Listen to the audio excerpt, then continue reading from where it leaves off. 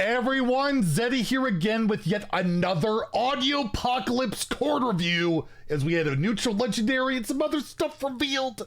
There's so many cards! It's madness! They're all 5-mana 5/5s!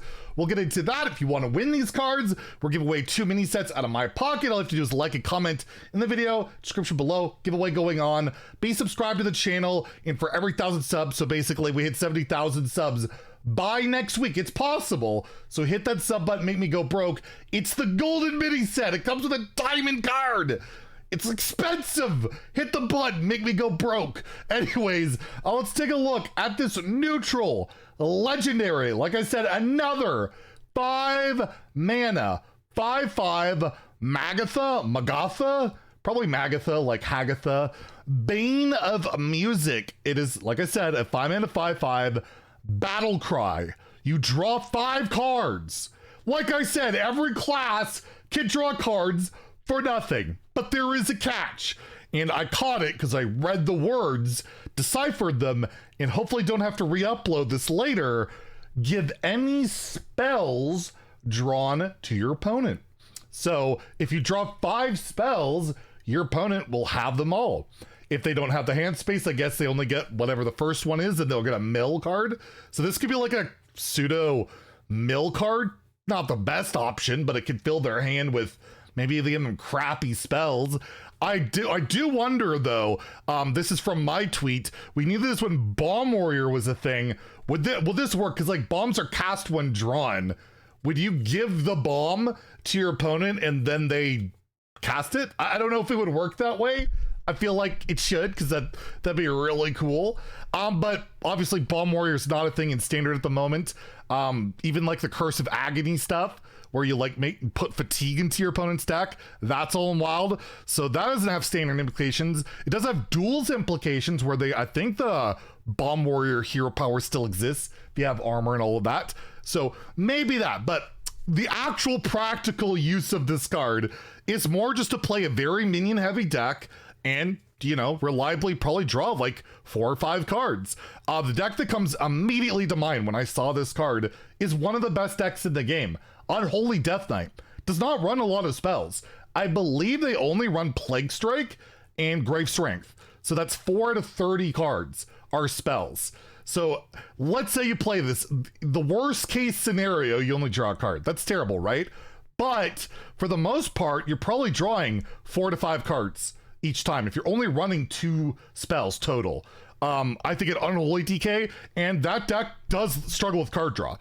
Sometimes they run like, I think Famish Fool, the infused card. People have run like the Gorlock Ravager, the Murloc that draws 3 cards just for a draw engine, because that deck, the deck lacks it.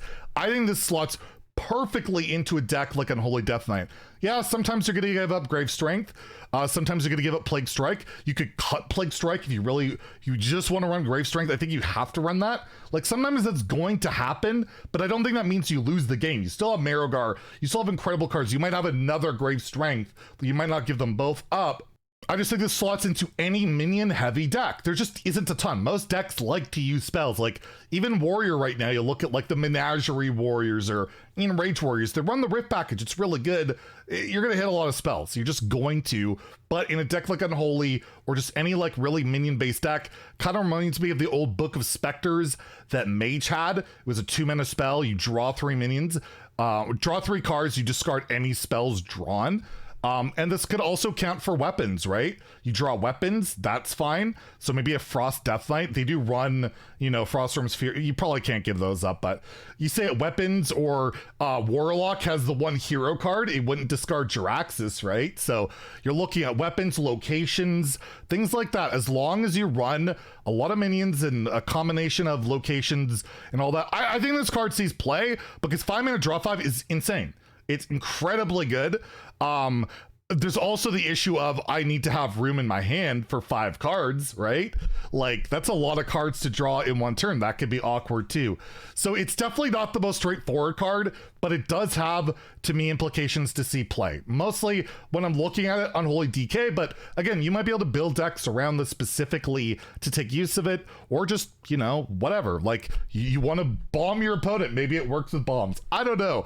Anyways, I'm gonna give it a 3 out of 5 in standard, a 3 out of 5 in wild, because I do believe there are those decks that exist that are so minion slash location slash weapon heavy that they can justify running this and drawing 5 cards, but they probably need to lack card draw options as well. So I'm basically just thinking Unholy Deathlight, but I do think it's playable, and it is pretty funny that the implications that there are of giving your opponent spells in certain situations. And we have 2 more neutrals to go over, including Speaker Stomper, a 4 mana 4/4 rare. It has tradable, so you can trade it and all that stuff. Auction Master Jackson synergy, anybody? Battle Cry. Enemy spells cost 2 more next turn. It's like a mini Loatheb for 4. Loatheb would make your next opponent's spells cost 5 next turn, so not quite as impactful, but it's disruption, and if we've learned anything in the history of Hearthstone, is that disruption, spell disruption in particular, can be very powerful. We have Cult Neophyte currently in standard 2 mana 3/2. The enemy spells cost 1 more next turn. Only sees like play so far in some rogue builds where they could shadow step it. It does seem a bit expensive. It's not premium statted. It does come with a tradable, which is kind of weird for like a disruption card. That's usually, I don't know, you think for like a big payoff card or a tech card, but I guess this is a tech card in a way. I cannot give any card that disrupts spells anything less than a 3, unless it's like really expensive or like double-sided or anything. I think this could see play. I just don't know where. It is a 4 mana 4/4, and some matchups this won't matter that much, right? You're facing, like we mentioned earlier, Unholy Deathlight doesn't run a lot of spells.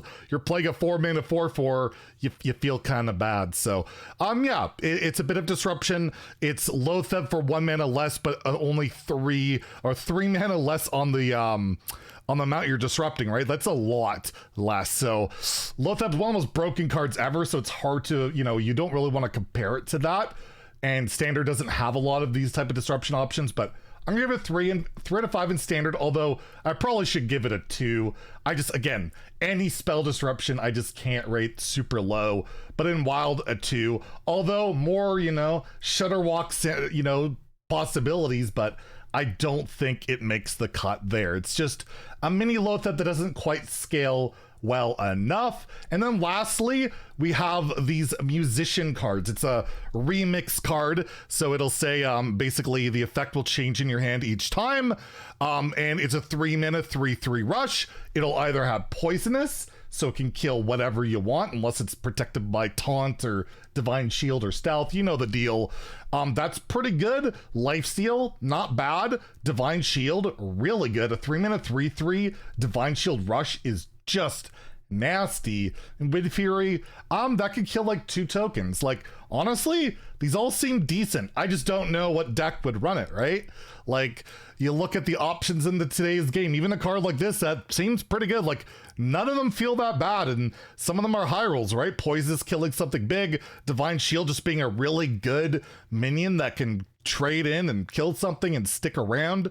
It's really not that bad. I think this is an incredible arena card, super tilting in arena depending on what your opponent's effect is, but it's probably just an arena card. I will give it a 2 out of 5 in standard, a 2 out of 5 in wild, but maybe there is a lot of upside on a lot of this stuff that maybe, just maybe, it's worth it. But again, you can't consistently hit exactly what you want, and on ladder it's pretty rough to make that work unless the all of them are really insane and I don't see it. So that's it for the card reveals. I think today there's one tonight at 10 o'clock Pacific, Hunter cards. If it's spicy, maybe I'll do an upload later tonight, but if not, we'll probably do our upload at 10 in the morning tomorrow with Deathlight, Hunter, and then there's Paladin, and we'll keep you guys up to date with everything. Any other news drops, I'll let you guys know. If you enjoyed the video, please like and subscribe. Have a great day and stay salty, my friends.